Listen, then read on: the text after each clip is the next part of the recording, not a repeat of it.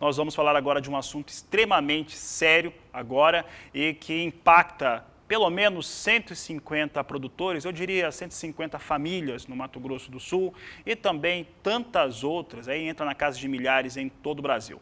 A invasão de terras, o não direito à propriedade, o desrespeito ao direito à propriedade, situações que revoltam as populações, deixam com medo quem está no campo, que está sempre descoberto, não tem guarda, porque o policiamento é muito mais complicado. Vamos falar agora da invasão de terras por indígenas no Mato Grosso do Sul, que vem acontecendo. Você já acompanhou nas últimas semanas aqui uma série de reportagens feitas por Vinícius Souza e Gadiel Chaparro, e agora nós vamos entrar nesse assunto de uma maneira um pouco mais aguda, um pouco mais profunda. Eu recebo aqui a advogada Luana Ruiz, ela que vai falar sobre esse tema, responder perguntas também que estão chegando aqui para o canal do Boi, e é a nossa convidada de hoje. Luana, é sempre um prazer recebê-la aqui nos nossos estúdios, infelizmente para falar de algo que é muito desagradável, né, que é essa questão da invasão de terras. E eu te perguntar, vou fazer essa pergunta agora aberta, né, para todo mundo ouvir, mas essa questão, muita gente com terra invadida, com direito à reposição, né, com direito a voltar a ocupar suas terras,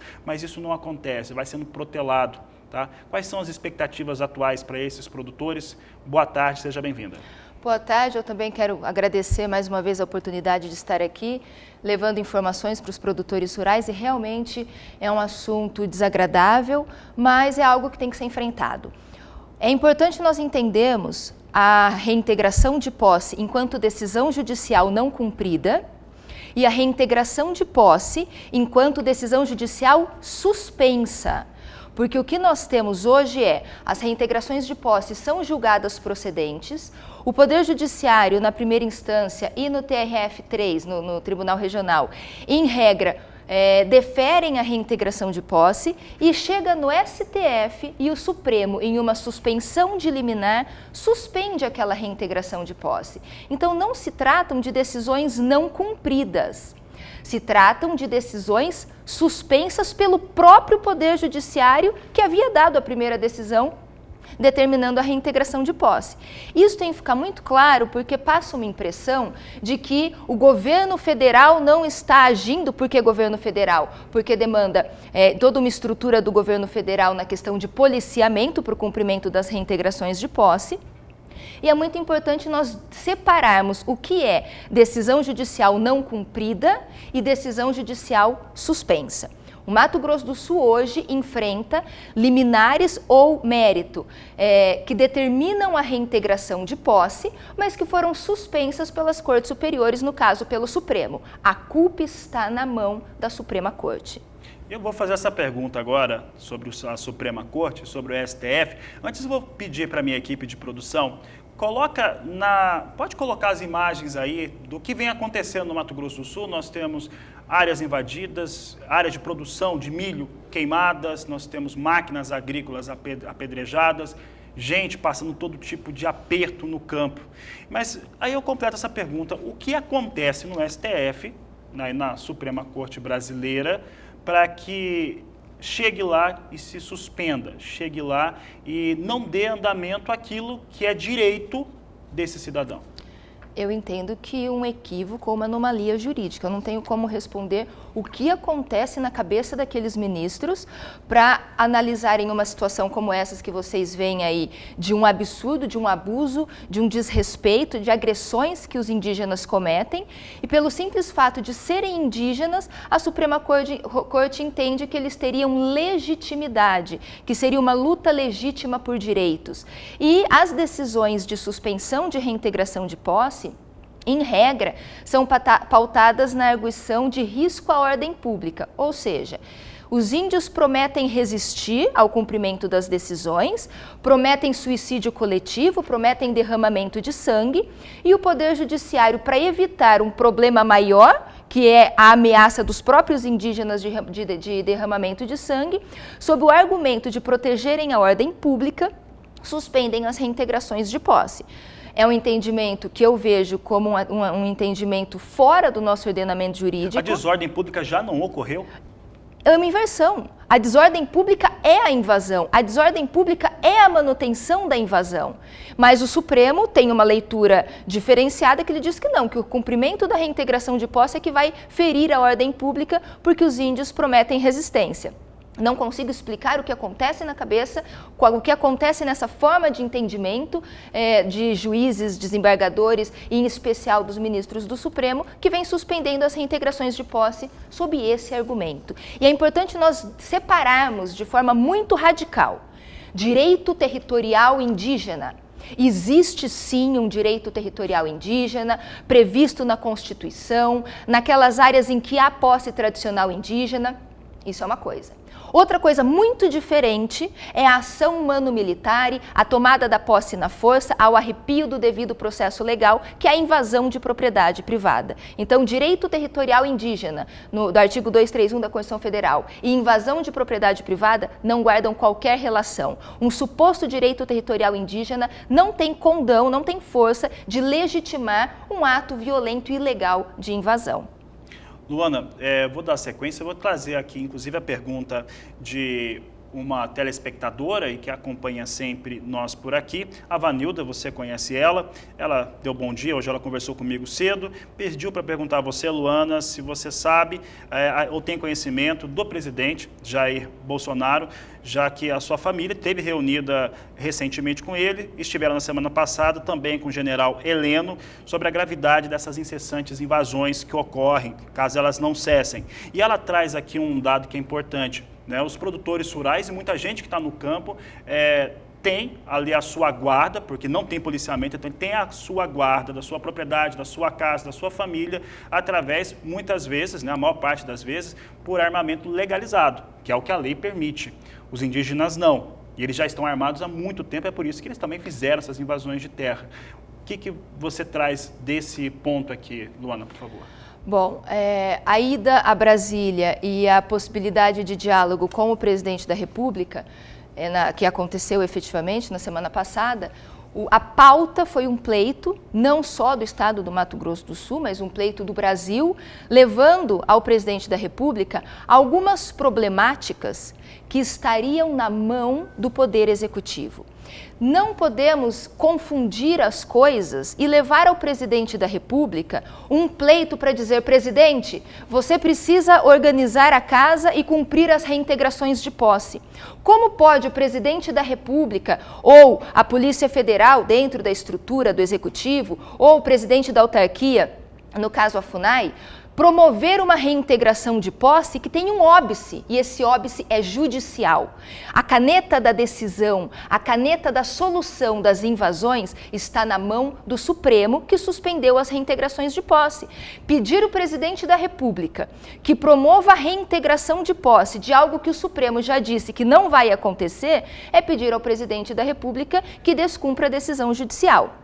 Então, a primeira pauta que eu sempre destaco a importância de todos aqueles que vão levar um pleito aos agentes públicos é: leve ao agente público o pleito daquilo que está na mão daquele agente.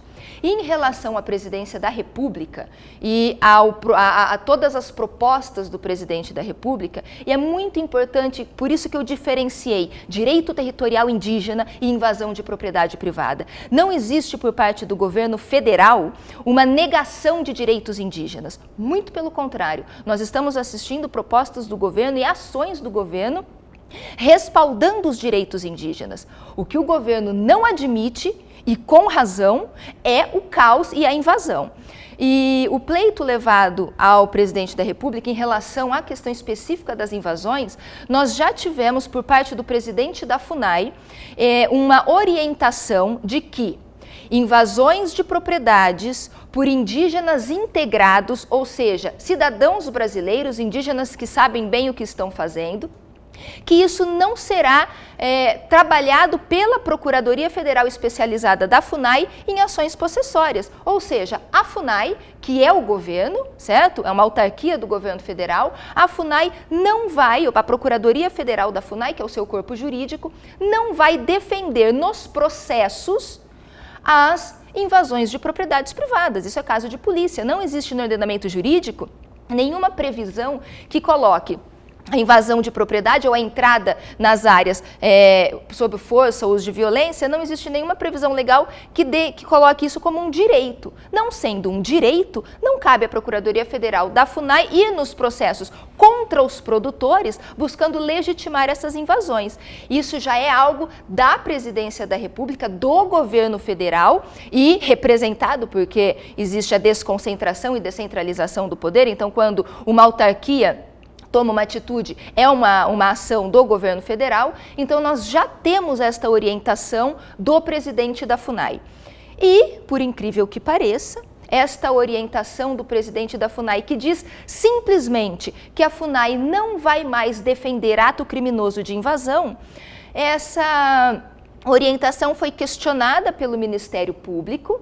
O Ministério Público fez uma recomendação para a FUNAI, para que a FUNAI revogasse essa orientação. Quais são os parâmetros para fazer uma solicitação como essa de revogar uma decisão? Por parte do Ministério Público, Isso. legitima a tomada da posse na força, chama de, entre grandes aspas, retomada e como se fosse uma luta legítima por direitos. Essa é a linha da 6ª Câmara do Ministério Público Federal que trouxe essa recomendação para a FUNAI revogar esse ato. Luana, você colocou um termo aí que é muito interessante, foi colocado nessa comunicação da FUNAI, de que ela não vai representar os índios que já são integrados à sociedade. E aí eu sei que tem muita gente, eu estava olhando o telefone agora, o WhatsApp, o Instagram, e está bombando, o pessoal está assistindo mesmo. Não existe no Mato Grosso do Sul índio que não seja integrado. Nós devemos ter ali no norte do país, na região amazônica, evidentemente que há parte do norte do Mato Grosso talvez, mas no Mato Grosso do Sul não tem.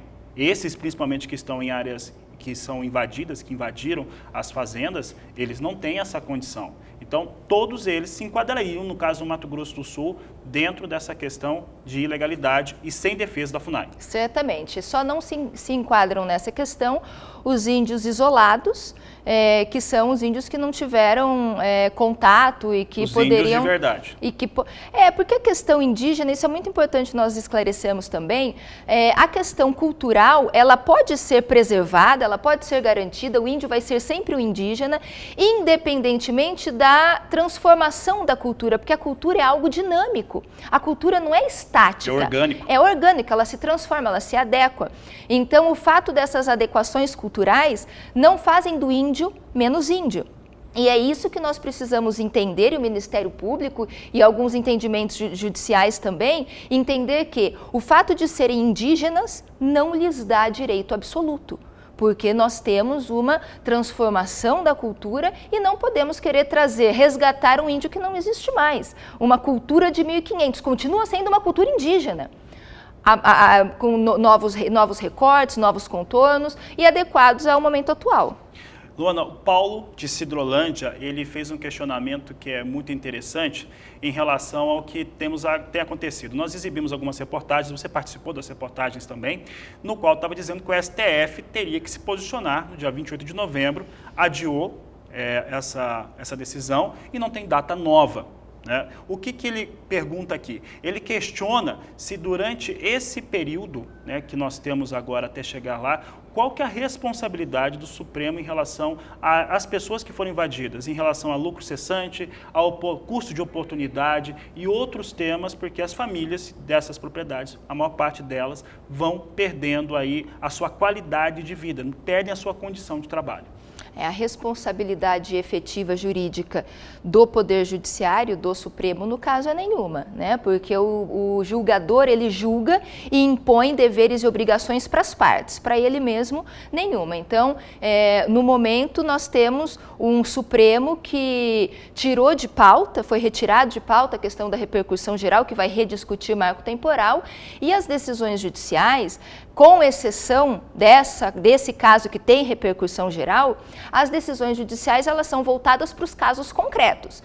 Então, uma decisão judicial que suspende a reintegração de posse tem efeitos apenas para aquele caso específico e responsabilidade, pelo menos jurídica, Para o órgão julgador, responsabilidade nenhuma. É o órgão julgador, no seu autoconvencimento, proferindo uma decisão.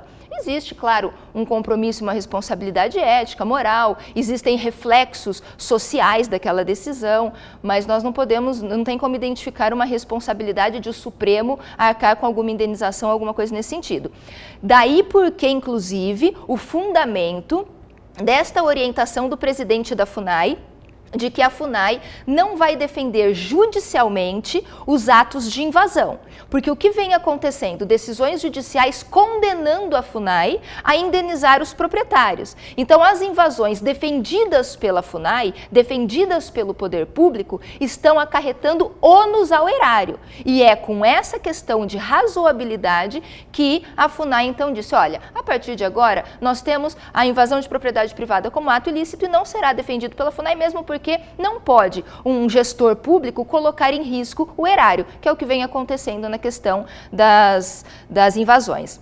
Em relação a essa retirada de pauta, essa questão não vai tratar de invasão. E eu vou repetir, a terceira vez vou repetir que é muito importante nós termos isso em mente. Direito territorial indígena, marco temporal, proibição de ampliação, indigenato, esbulho renitente, Raposa Serra do Sol, condicionantes do Supremo, isso é uma coisa.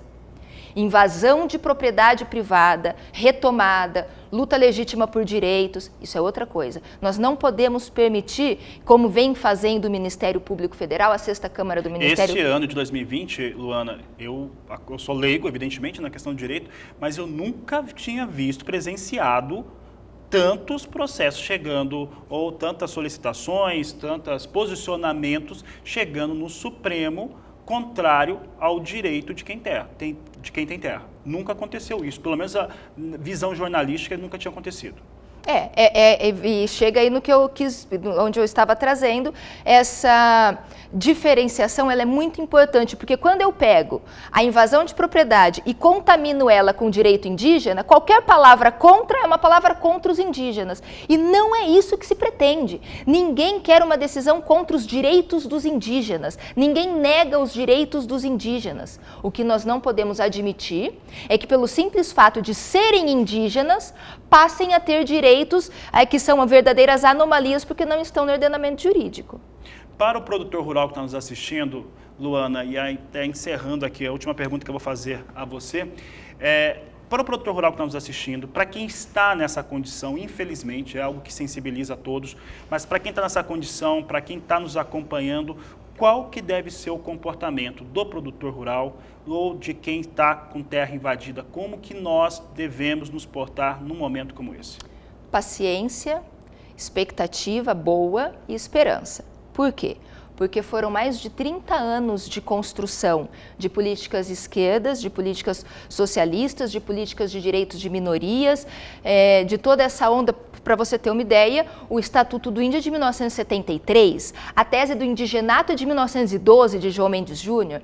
Então, nós começamos a ter no Mato Grosso do Sul o pool de invasões a partir da década de 90. Quantas décadas trabalharam nos bastidores para conseguirem colher hoje, em favor do caos e da desordem, essa realidade de proteção das invasões. Então, agora nós estamos virando essa página, partindo para um novo contexto, e esse novo contexto precisa de tempo para ser construído. Em 2 anos e pouco mais, menos de 2 anos do novo governo, para desfazer, para se livrar de uma herança maldita de governos anteriores, o tempo é muito curto. Existe uma necessidade de reconstrução. E isso está acontecendo, é nítido. Acabei de lhes trazer aqui um ponto específico, nós podemos elencar centenas de outros, mas um ponto específico de conduta deste governo, não negando direitos indígenas, mas negando invasão como sendo algo legítimo, como é essa orientação da FUNAI. Só que os atos administrativos, para eles surtirem efeito e chegarem até nós, que estamos aqui na base, demandam tempo, demandam uma tramitação, demandam um trâmite de processos judiciais, por exemplo, para que esses atos reflitam naqueles nossos processos. Então, o que eu tenho a dizer para todos os que estão invadindo, isso eu estou dizendo hoje, e se nós pegarmos nos históricos, nos meus históricos aqui, dialogando aqui no canal do Boi, em diversas outras oportunidades, eu sempre falo, desistir não é uma opção. No governo do PT, no governo Lula, no governo Dilma, eu dizia, desistir não é uma opção. E não é mesmo, e agora com ainda mais ênfase, desistir não é e nunca será uma opção para o produtor rural que tem título, que rega a sua terra com seu suor, com seu trabalho, nós vamos virar essa página.